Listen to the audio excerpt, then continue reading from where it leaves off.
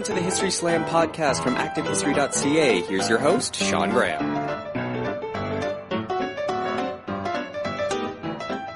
Thank you, Adam. Welcome to the History Slam, everybody. I am Sean Graham, coming at you today nearly live. We are in Gatineau, Quebec, and it is our Canada Day Spectacular as we celebrate the 148th birthday for Canada. As in this town, at least, we're gearing up for 2017 and the 150th, and there's signs all over the place.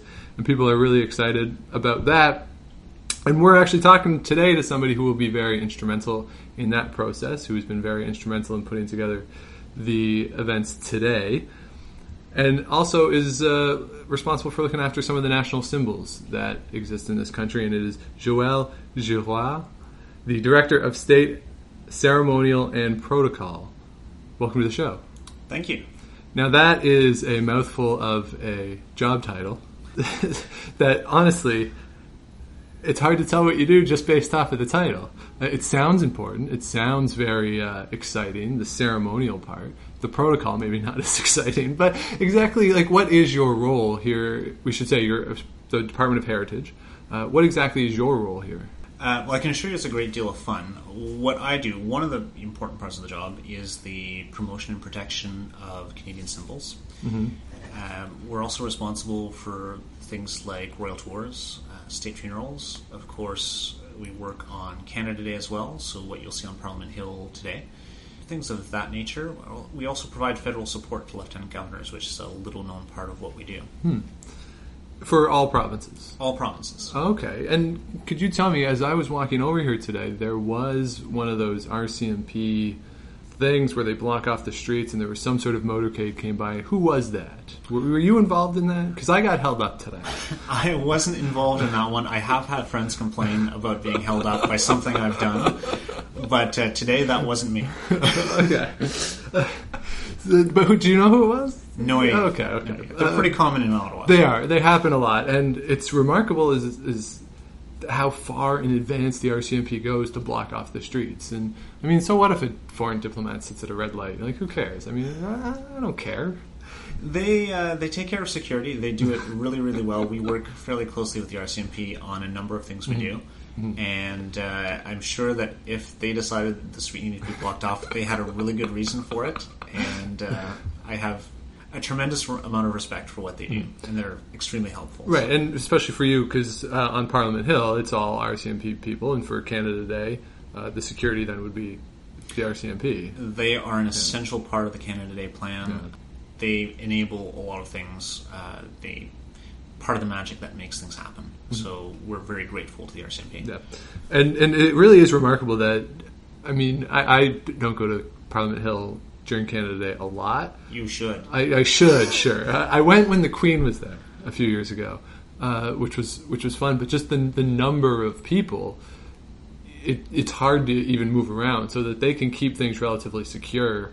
And everyone seems to have a good time. Sure, there's some people who may overindulge in certain things, but that's natural. But for the most part, everyone seems to have a good time. And the police presence, it's there, but it's not intimidating. If that makes any sense. The RCMP is generally there. They're there to be helpful, and one of the great things they do, you'll notice just before the noon show, they'll have a number of officers out in red surge. They answer questions. They take photos with kids and families. They're truly there to be part of the magic, and they're really, really good at what they do. Yeah, and even just on a daily basis, they're out there, and tourists ask them questions and for directions, and even if they want pictures, I know most of them will take pictures if they're not directly busy. If they're sort of patrolling, someone says, "Hey, quick picture," they'll do it, and it makes for. I mean, Parliament Hill is a very open place, and it's nice that you can go and walk around and see things, and they're part of that, and they really contribute to that feeling, and it's nice, I think. It's a fantastic site. I live not that far away and walk up at least a couple times a week just to wander around. It's a really beautiful place. If people haven't been there, any year is good, but 2017 will be a great year. Yeah. Plan ahead. Canada Day is the best day of the year on the Hill, without a doubt. Right. Sure. I might disagree with you on that, but that's okay. So the Canada Day stuff is a big part of your job, but obviously the can't be all of your job because working towards one day a year, that's not all you do. So what we really wanted to talk about today is some of these national symbols, that the Department of Heritage is responsible for preserving some national symbols. So first of all, what types of national symbols are you guys looking after, and how are those sorts of things selected? We're interested in the official symbols. Things like the flag, the coat of arms, our two national sports, hockey and lacrosse. Mm-hmm. Really those things there that have an official status. Now, how they come about, there are two ways that symbols have come about in terms of our official symbols. There are some that sort of came through usage. So in Canada's history, the beaver was exceptionally important to the development of Canada. Mm-hmm. And that became associated with Canada. So we now have a beaver as an official symbol. But it's through an evolution of things. It takes into account our history. A lot of it takes into account our geography and natural environment. Mm-hmm. And they sort of evolve to become associated with Canada, and eventually they become official. Others, like the coat of arms or the flag, were created specifically for that purpose as symbols. And for those, there's often, virtually always, a tie-in with some of those other symbols that have come just to be associated through history with Canada. Mm-hmm. But in those cases, like the flag, the maple leaf has been associated with Canada, and people may debate the time, but at least since the early 19th century. Right. And that flag, the maple leaf showing up on the flag is not by accident, it's quite by design. Mm-hmm. It is a symbol that's been associated with Canada since before Canada was a country. So that's how they come into existence. In terms of becoming official, there are a variety of ways to do that. Some of them are legislated, others have been proclaimed by royal proclamation. But essentially, it all ties back to our history, our natural environment, and how we've evolved as a country since the beginning. Well, you mentioned the flag, and obviously the flag is a major one. And I was actually at the Canadian Museum of History last night, and outside of their temp exhibit space, where the Greeks exhibit is, and the 1867 exhibit, in that hallway just outside there, they had a few panels on the flag and the history of the flag and the flag debate. So obviously that one is official, and there was a lot of discussion around that. I personally have always been a fan of the Pearson pennant. I really like the way it looks. But the flag that we have now, obviously you would be looking after that. But what about, say, the red ensign? Is that something that you guys would also be concerned about in the use of that? Something that used to be an official national symbol, maybe not anymore. Is the legacy of that part of what you do? Absolutely. One of the things we administer, for instance, is the half-masting policy for the Government of Canada. Mm-hmm. So that determines when the Government of Canada will half-mast its flags. In conjunction with that, we have a historical flag policy. There are occasions when flags from our past can be flown. The red ensign is probably the one that is displayed most often. There are conditions to doing that, and part of that is making sure that people understand why it's being flown, what it is, where it comes from, and what the history is. So we do have a role in that. We do produce documentation that we send out to Canadians across the country. We have on our website a section on the flags throughout Canada's history, and that would be one of the ones that comes up most often. Mm-hmm. And when you set these sorts of rules, does that apply just federally, or would provincial governments sort of follow your lead in different protocols? In terms of half-masting, what our rules apply only to the federal government. Mm-hmm. Provincial and territorial rules are quite similar, and we collaborate quite closely with all 13 other governments in terms of making sure that we have sort of a coordinated approach, something that's predictable and that people can understand why. Mm-hmm. But our rules specifically only apply to us. Mm. And the other major thing with flags that I think people, or at least in this town, people talk about somewhat frequently is the Peace Tower. I mean, that's a major national symbol. And the flag atop the Peace Tower, there's discussions as to when it would be at half-mast and not. And would I be right in saying that the rules for the Peace Tower are slightly different than elsewhere? A little bit. It's fairly similar. The conditions to half-mast the flag on the Peace Tower are a little bit higher than for other flags. Mm-hmm. That is the ultimate national symbol, the flag on the Peace Tower. Mm-hmm. It's the ultimate in expression of mourning. So there are only certain conditions that it would happen under. There are certain days throughout the year, and then there are also for certain individuals. If the sovereign passes, that would be one of them. A former prime minister, a former governor general, a member of the Privy Council, but even then it's limited only to the day of their funeral. Right. So it doesn't get half-masted quite as often, and usually not for quite as long, but because it is the ultimate in symbols of mourning. And it is really noticeable when it happens. Like when you're walking past, because it's so rare, you take note as just someone who lives in Ottawa. When you see it half-mast, it's usually before why, because it is so rare that something major has happened. Absolutely. We do list all half-mastings anywhere in the country on our website. But even with that, when the flag is half-masted on the Peace Tower, we get calls and emails asking why, and people who are curious. But, and I remember there was a bit of a debate around when Jack Layton died as to whether or not, what the rules were and whether or not it should be half-masted then as the sitting leader of the opposition, and what that implied. Eventually, I believe it was half-masted, but it wasn't. I think it was just sort of an unprecedented thing, or there wasn't a set policy yet. Well, there was a set policy around Mr. Layton. In that case, that policy was applied, but the Prime Minister decided to offer a state funeral to Mr. Layton's family. And when they accepted that offer, once the Prime Minister's offered a state funeral, he also indicated that he wanted all flags across the country half-masted, and that includes the Peace Tower. Okay. So the flag, obviously a major one, and the Peace Tower too, we'll just finish on the Peace Tower, is that flag is changed every day? Virtually, yes. Yeah, and I believe I've read that there's a major waiting list, that you can get on a waiting list to get a flag that has flown atop the Peace Tower. Public Works and Government Services Canada does maintain a list to obtain the flag that flew in the Peace Tower. I don't recall how many years, but it is measured in years. It is measured. Measured in decades. Yeah. I can't recall the exact number. They do have that information listed on their website. They have a great deal of information there for everyone. Yeah. It's not something I expect. Even if I put my name on the waiting list today, I don't think it would happen in my lifetime. Right. Yeah. And I know too, for special events or for a half mast, that family or that flag would be sent then, I believe, to the family, because I was at the museum last night. They have a Terry Fox exhibit, and they have the flag that was flown at half mast for Terry Fox from the Peace Tower. And I would imagine that, say for Jack Layton's funeral, that flag would have been provided to the family.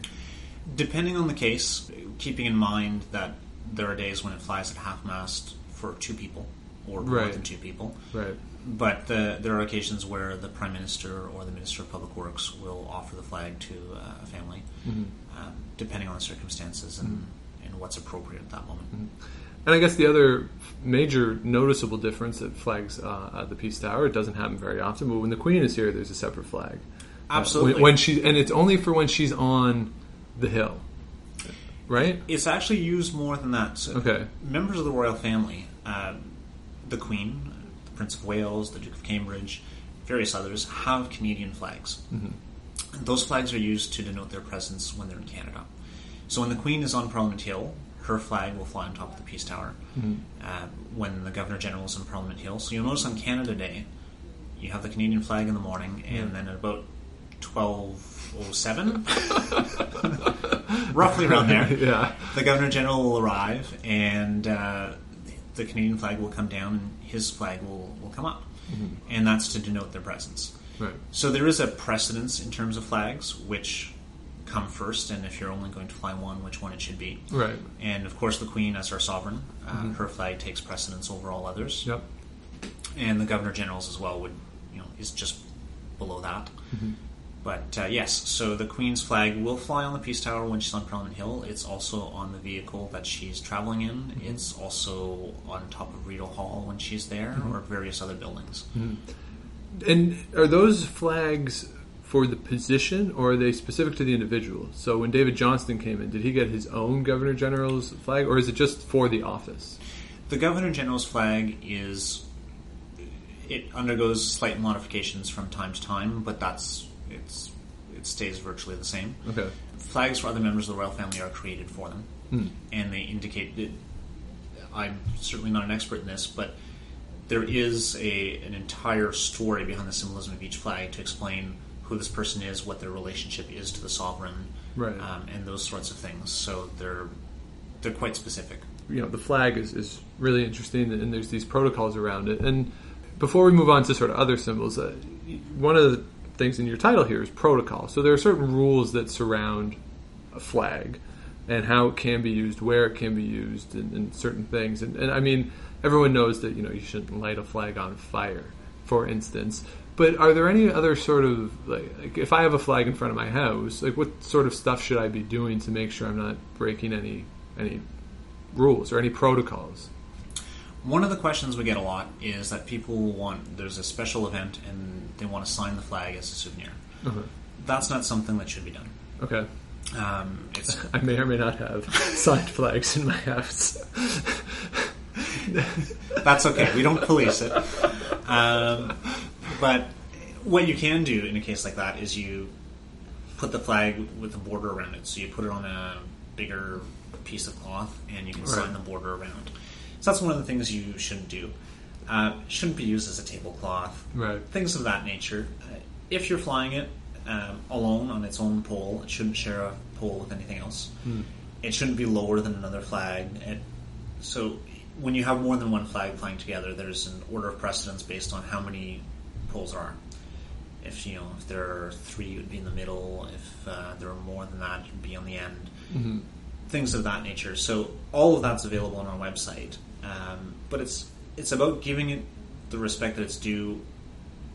First of all, as a flag itself, so not desecrating it, and also in relation to other flags. So you don't want to have it appear in an inferior position to another flag. It's our national flag. It's the symbol. Mm-hmm.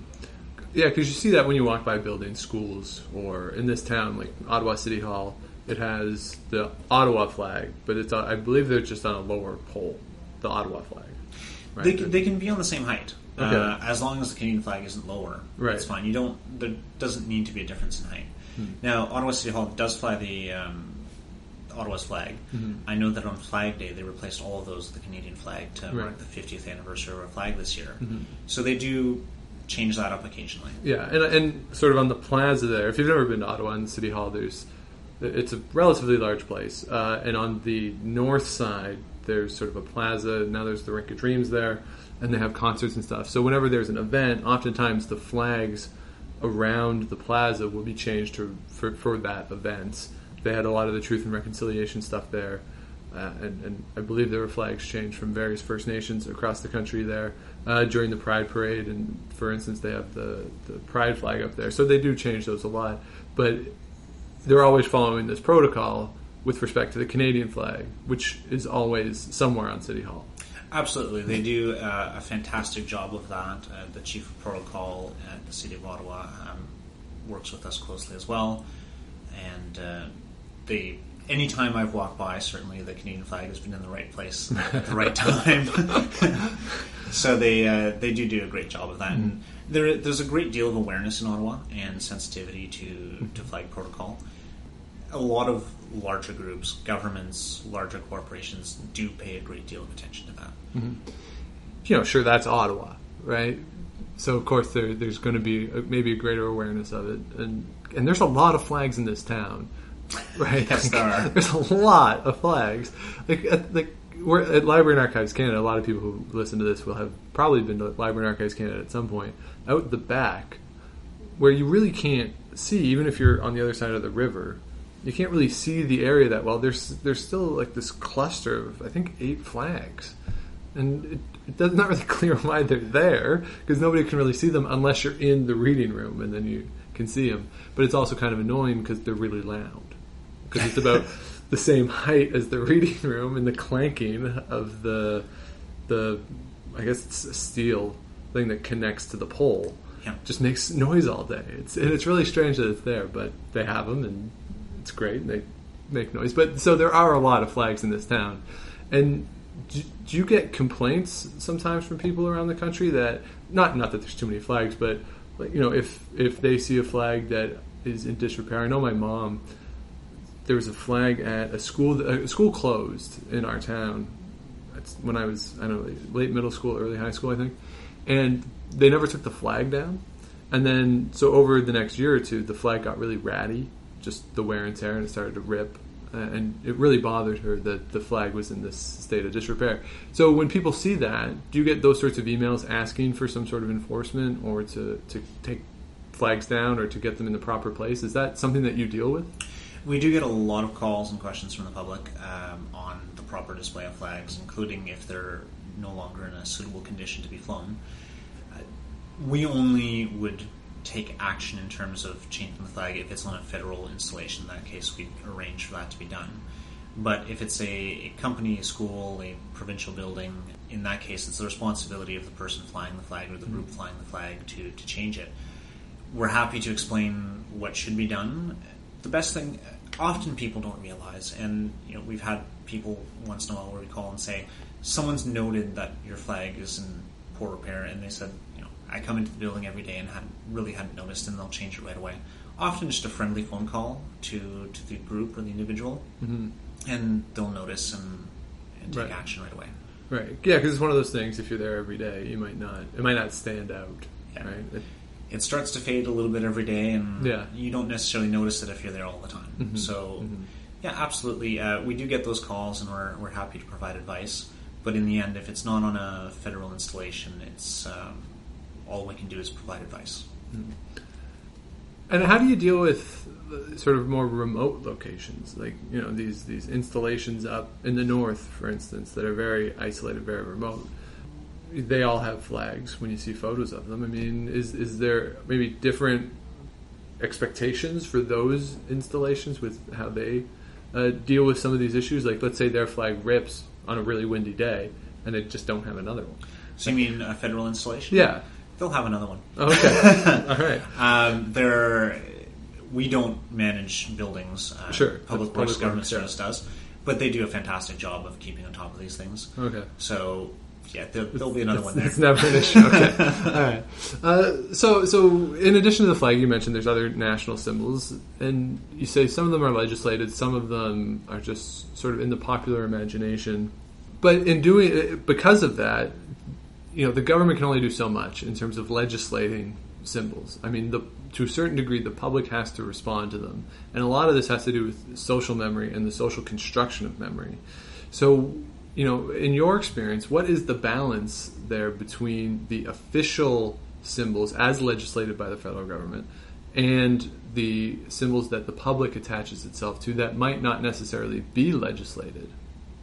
Well, quite frankly, the official symbols all come from a place where they were popularly accepted. So the flag, as I mentioned, the maple leaf on it is something that's been associated with Canada for years and years and years. So it's already there in the social consciousness. People already understand the meaning of the symbol. They accept it, they embrace it, they use it, and then it goes on to become official, to be legislated as an official symbol. Hockey and lacrosse, you wouldn't necessarily need to legislate them in order to recognize them as Canada's sports. I think it's sort of one of those things that's self-evident. Because they're self-evident, they were legislated to just elevate them a little bit more and say, this is truly representative of Canada and it's our two sports. In those cases, really what it is, it's just a recognition of what's already accepted. But is there a fear ever that the government taking a role in this maybe takes away from that popular perception of these things? That these aren't things that have risen up for a variety of reasons, whether it's because the sport is popular or like with with maple syrup or something, right? That it tastes good, and right, and there's of course a bigger history to maple syrup than it just tastes good. But, absolutely. but these things are organic and come up in a way that is very natural. Then that the government's involvement, and I don't mean in a partisan way, just the government's involvement maybe takes away from that how honest they are to people. We're there to make them accessible. To make our national symbols and our official symbols accessible to people. If they go looking for more information, they want to learn more, they want to have a greater understanding, and that really comes to an understanding of our history, our past, our geography. We're happy to help them do that, and that's really our role, to share the information, and that's what we're there for. So I don't think there's a fear in the Government of Canada taking away from the popularity of a symbol that's sort of organically come to be. We're there to essentially help in terms of understanding. Now, of course, this is a big country, though, and the federal government is the federal government, but certainly there are regional symbols as well. That a symbol might not speak to people in the prairies the way it does in Atlantic Canada, and vice versa, and so there's this swath of regional symbols as well. Is that something that you've noticed, or that the department has noticed, that maybe some symbols that have been legislated as national symbols are responded to in a much more favorable way or stronger way in certain parts of the country? In terms of our official symbols, they're fairly limited, and those that are legislated are fairly limited. So the reaction, if you take the flag, which is certainly the most recognizable, the most popular symbol we have, it gets the same reception across the country. You see it flying when there's a special event, a moment of national celebration. It's there. People want it there. They are happy to see it there. Canadians from across the country, from coast to coast to coast, when they're abroad, and I don't know if you've experienced this feeling, seeing a Canadian flag when you're in a foreign country is sort of a really nice feeling. And I think that feeling applies to Canadians everywhere. There are symbols that are really specific to one region, or to one province, one territory, and those are fantastic. They help to tell the story of a part of our country. It is a huge country. I've had the opportunity to see a lot of it, and so there are absolutely regional symbols. There are symbols for certain groups. I'm a Franco-Ontarian, so the Franco-Ontarian flag has a certain meaning for me that it may not have for someone who isn't a Franco-Ontarian. But that's a fantastic thing. It helps to tell the story of all of us. So yes, there are symbols that are more regional or applied to a certain group, but it helps to identify that area and to make that story more accessible. And the department would have no role in those symbols. It would only be these federally legislated ones? We only take care of national symbols. Right. In terms of provincial or territorial ones, that's for each province and territory to create and to accept and recognize as they see fit. We do have a publication called Symbols of Canada.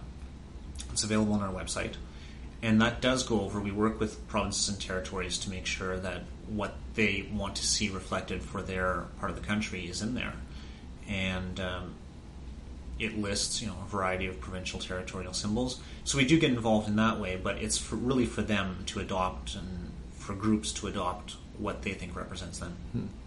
Now, in groups adopting things, though, a lot of organizations in this country have the maple leaf in their logos, particularly sports. Lots of sports organizations have the maple leaf. They use the maple leaf. Is that something that they would approach the Department of Heritage about, to say, this is what we want to do? We want to use the maple leaf. We know it's from the flag, and we know it's this national symbol. And is that something that you have to do? You have to work with these organizations to ensure that the maple leaf, or whatever other national symbol, is being used in a way that fits whatever the legislation is, or is respectful to the symbol itself. Different symbols do have different levels of protection under the law. Now, a number of them, the maple leaf can be used by anyone. If you can draw it. If you can draw. Which is impossible. The maple leaf is impossible to draw. You can't do it. Anyone who can draw a maple leaf freehand is a professional artist, because otherwise it's the hardest thing in the world to draw. Well, granted, I don't have a great deal of artistic talent, so I'm with you on that one. But if people want to use it, generally it's out of respect. And the reason they want to use it is to tell part of their story, to show their connection with Canada, because the maple leaf is universally recognized as being a Canadian symbol. So the reason they want to use it is to show that association. They do it in a very respectful way. We are happy to provide advice to give them, different things that they may or may not want to do. But they're free to use it, absolutely, and there's a reason it's such a popular symbol within other symbols and logos. It's because it's to show their association. It tells part of their story. Mm-hmm. Now, you talk about the protection under the law, though. Is that similar to a copyright protection, or is it greater than that?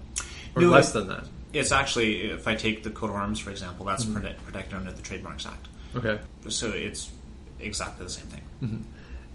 Now, would you have people on staff here who would help these organizations in designing things, and is that part of what you do, or is it simply they would come to you and say, "Here's what we're thinking. Here's our design. What do you think?" We don't provide any design services, but if they come to us with something and ask, then we're happy to help. One of the things we look out for is we don't want people to adopt a logo or some type of mark that too closely resembles the Government of Canada, and that's handled by the Treasury Board Secretariat. So if it's getting too close, we send them over there, and they can get some advice on making sure that they don't match too closely. You mean the one that's sort of the rectangle? Exactly. That says Canada with the maple leaf on it, that logo. Yeah, the Canada word mark, or things of that nature. There are a variety of marks used by the Government of Canada. We don't want any confusion between the two. That's usually negative for everyone involved, but we're happy to provide advice. People who want to use the flag, especially for commercial purpose in commercials, various advertising, we provide advice on what should be done and what shouldn't be done. Often, if you don't know, if you've never worked with it before, you're not aware, and there is a risk of offending people, which we haven't encountered anyone yet who's wanted to do that. Everyone who approaches us does so because they want to get it right. So we're happy to help them. So like that Joe Canadian commercial is the one that comes to my mind where they use the flag behind him and his ran, right? So that's the sort of thing that, if something was off bounds, the department might say something. We'd be happy to answer any questions they have. Okay. We don't actively enforce anything. Right. You just leave because that would be the public. I mean, if someone really misused the flag, the public would respond. The public would respond quite strongly. Yeah. And like seeing tattered flags, we do get letters and phone calls and emails about, I saw this somewhere, is it okay? Or people asking, I'm about to do this, is it okay? Right. And we're happy to help. I mean, people who want to use a flag do so because they're proud of their symbol and they want to get it right. So that's why we're there. We're there to help them. And is it just, we talk a lot about symbols, and is it just visual representations and visual symbols, or are there phrases or even like words, songs that are national in character? Like the National Anthem comes to mind as a symbol, even though it's not a visual representation. So are we talking about the whole swath of national, what's another word for symbol? Just these national symbols, or is it just visual representation? No, it does include, for instance, the National Anthem. So we do some promotion in the National Anthem. It's fairly well known. Yeah. Yeah. But we will provide information to classrooms, things like that, in terms of what the words are, what the history is. In particular, the history. We do get a lot of questions on that. And so yeah. Every national symbol and the national anthem is the result of legislation.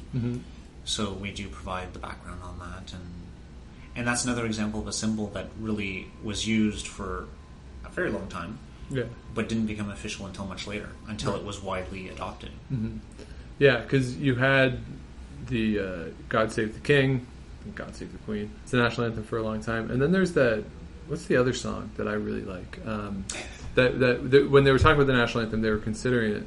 Maple Leaf Forever? The Maple Leaf Forever, yeah. So that's a good example of the Maple Leaf Forever, which is a song, not the national anthem, but it was used heavily for national events. Is that, that it's different from the Red Ensign in that it was never it was never the national anthem, but a lot of people associate it with a national song. So is that something that you would also be looking after?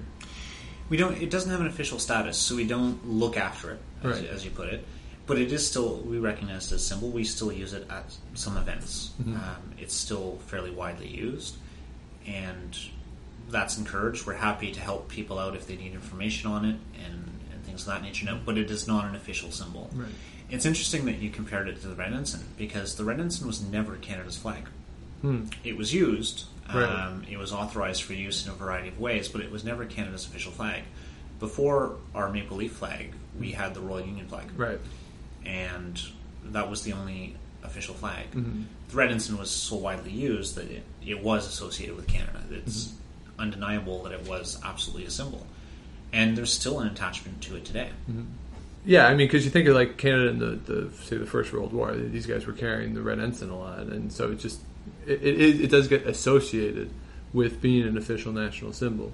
And there are certain symbols today too that aren't official, but you see a lot, and they come up, and that's why this element of the social memory of it is really interesting. And for as much as you can legislate things as national symbols, there are ones that are just going to sort of come up and then fade away with time too. Absolutely. Right? Like these things aren't permanent. Certainly, I mean, the flag is only 50, 60 years old. 50 years old this year. So obviously these things aren't permanent, and in 100 years there might be a different national flag. You don't know. But that being said, has there been any situation where a national symbol has faded to the point where it loses its distinction as a national symbol? Nothing official. Our official symbols are, as I mentioned, it's a fairly select club. And they're the ones that will last. The national flag, for example, I'd like to think that in 100 years it'll still be around. But that'll be twice as long from now than it's already been the national flag. Well, the reason we've only had one for 50 years is because we didn't have one before. That's true. Well, we did. It was just somebody else's. Well, it was ours as well. But we didn't have a distinct one. Right. And so that was our first distinct flag. I'm willing to bet it'll be around a very, very long time. Yeah. I think it will be too. I think when I die, it'll still be the flag. But I'm not willing to wager that it'll be the flag forever. Things evolve over time. Even the Royal Union flag, started out in one form and ended up with another. The Red Ensign evolved over the years as provinces were added. For instance, they kept adding to the shield on it, and then at some point we realized that adding something for every province wasn't really practical. It was just settled on one design, and even that one design that was settled on was later modified slightly, the coloring and the leaves and things like that. So things do evolve for sure. But the ones we have tend to be the really stable ones. Those are what we have as official symbols. The beaver will always be tied to Canada's history, and we can't change our history. So no matter what happens in the future, it'll always be something that ties us to our past, to our roots, to the very beginnings of this country.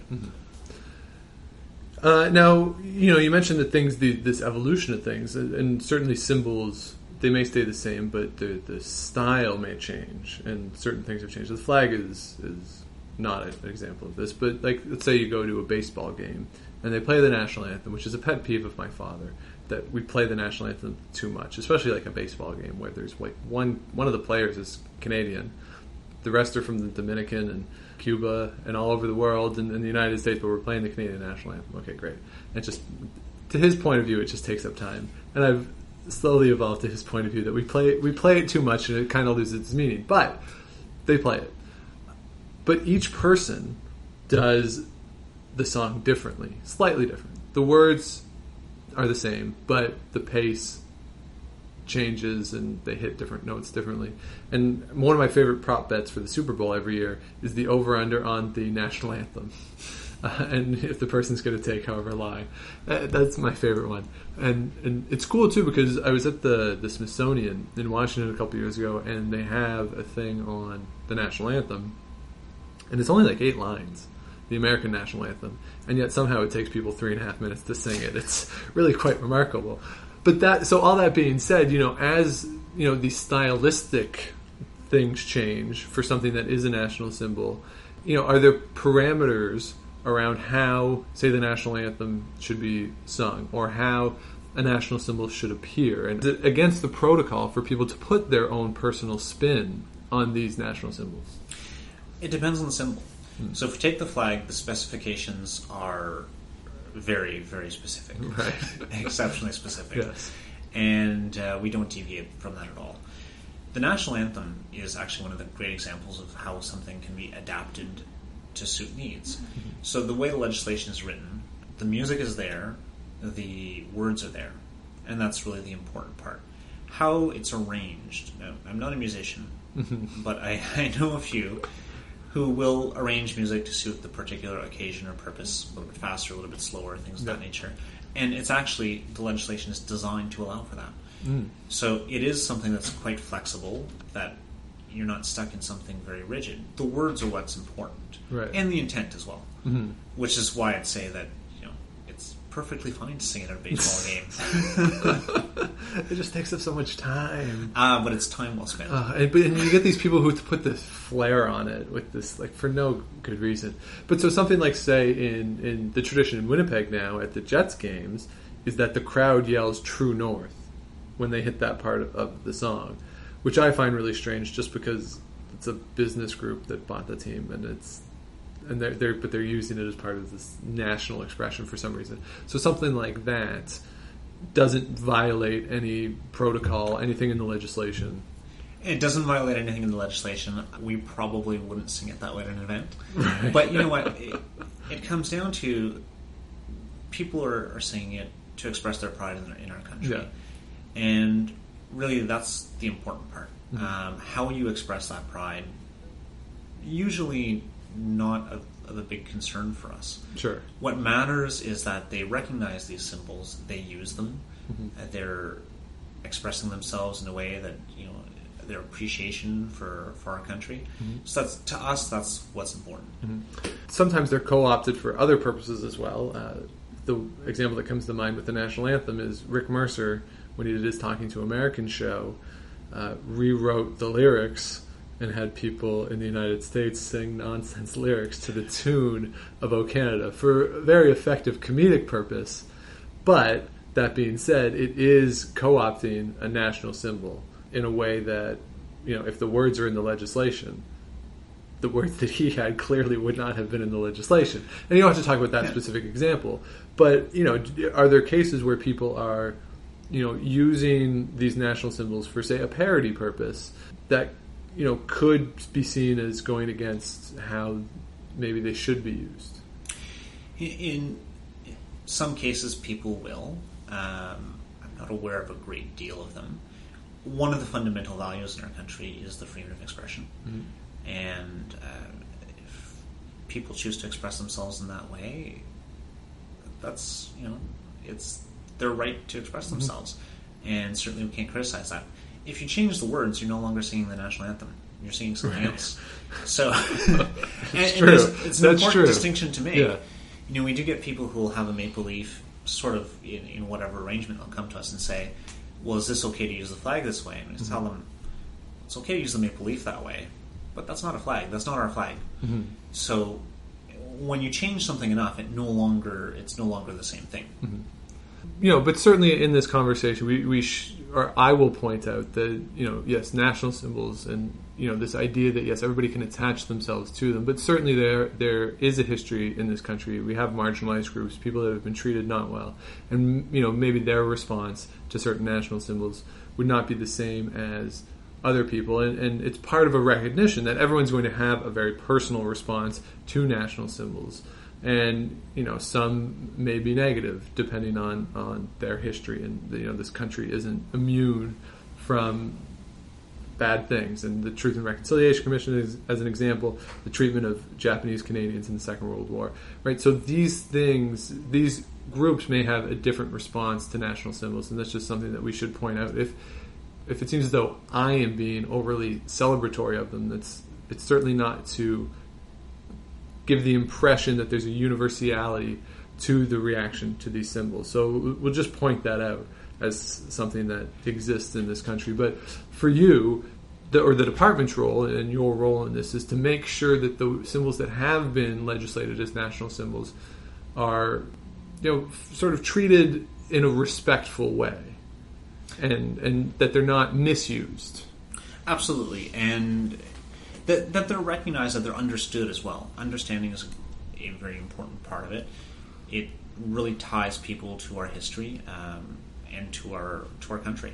Mm-hmm. So having that understanding and knowing how to use them, when to use them, that's what we're here for, really. Mm-hmm. And it's certainly possible to get into a partisan debate over these things too, but we're not going to do that because that doesn't interest me personally. Because honestly, I mean, people are going to use things the way that they're going to use them, and whether it be this government or the past government or whatever the next government is.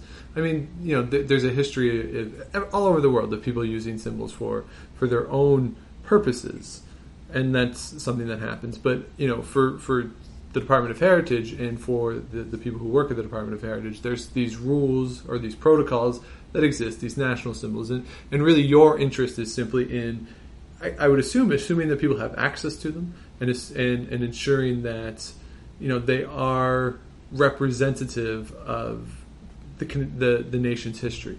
Absolutely. Yeah. So just the last question then, because it is Canada Day, do you have, now this is you, human being walking around, not you, Director of State, a ceremonial and protocol, a personal favorite symbol, like something that for you personally, when you see it or hear it or hear the words, that really sticks to you, that's something that you really like? I'll probably have to go with the flag. Yeah. Which may seem like a boring answer, but but I don't think it is. It's the most recognizable symbol we have. It some of the greatest memories I have from working in this job for a number of years. So Canada Day in 2010 that you mentioned at the opening when the Queen was here, or the 2011 tour with the Duke and Duchess of Cambridge where I was with them traveling across the country. You see the attachment that Canadians have to their flag. Mm-hmm. That they have thousands and thousands and thousands of these little paper hand flags waving at an event, and it's a pretty amazing sight to see. So I like it. I prefer the design of this flag over the Pearson Pendant. I'm sorry. But yeah, absolutely. I think it's a fantastic symbol. We have some really, really neat symbols, and when we take the time to understand them, they really open up our history for us. Mm-hmm. So there's some really good ones. The flag is my favorite. I'll go with that one. All right. And so you mentioned throughout our discussion here that you're open to the people sending emails for questions, and they have stuff on the website. Just if you want to direct people to those, to the site and to where they could get information. The Canadian Heritage website will have a section on symbols. So follow through there. All of our contact information is there. There's a ton of information that people may find useful or interesting, and certainly encourage them to be there. Also encourage them, if they're listening to this early enough on Canada Day, to get out to Parliament Hill, and if you're in Ottawa, even you, Sean. I expect to see you there this year. Maybe. Look at my skin tone. I can't stand in the sun for 7 hours. I can't do that. Wear sunscreen. Okay. Actually, my normal routine, now I haven't been in Ottawa for Canada Day too often, but my normal routine has been to go to the National Arts Centre during the day and then wander maybe to Parliament Hill for the nighttime show, but leaving that a little early because I find that the best fireworks spot is behind the Supreme Court. So if I'm going to watch the fireworks, that's where I like to go. I don't know. Obviously, you have a vested interest in getting people to the Hill, but it's hard to see the fireworks from the Hill. You do get a view. I'm working at that point, so I don't really notice the fireworks. But there are a number of great spots. We do have a great show this year, the evening show, as well as the noon show. A lot of the same artists, some different ones. Mm-hmm. So come out for noon, even just a little bit before, because it starts to get crowded around noon. Right. Come out a little bit before. It's an hour and a half. You'll enjoy it. Yep. It'll have a lot of fun. Yes, and it's an annual event. So even if you're not in Ottawa this year, 2016, and like you say, 2017, make your plans early for that one. there are celebrations across the country as well, and people should attend those and wave your flags and and pull out your other Canadian symbols. Yes, and have a good time. Absolutely, it's a wonderful day. My favorite day of the year. Yep. It's just too bad that it's a Wednesday, because it's hard to like make it into a long weekend. You just plump right on a Wednesday this year, but hey, that happens. I've worked the last 8 or 9 Canada Days, so the concept of a long weekend on Canada Day is a little bit foreign to me. Right. But, I'm sure you get it as a Lou Day or something else. It's made up somehow, I'm sure. The excitement of the day, quite frankly, makes up for coming in. It's, there's no more fun place than being on Parliament Hill on that day. Mm-hmm. So even if you are running around working. Yes. Even if I wasn't working, I'd still be there volunteering. So it's the best place to be. Yeah. Well, we appreciate you doing this, and that's Joel Girourd, the Director of State, Ceremonial, and Protocol at the Department of Heritage. Thank you very much. My pleasure. If you have any questions or comments for the podcast, it's historyslam@gmail.com. Twitter is @Dr. Shawnee Fever. And if you're out and you see Enrico Palazzo, please say hi for me.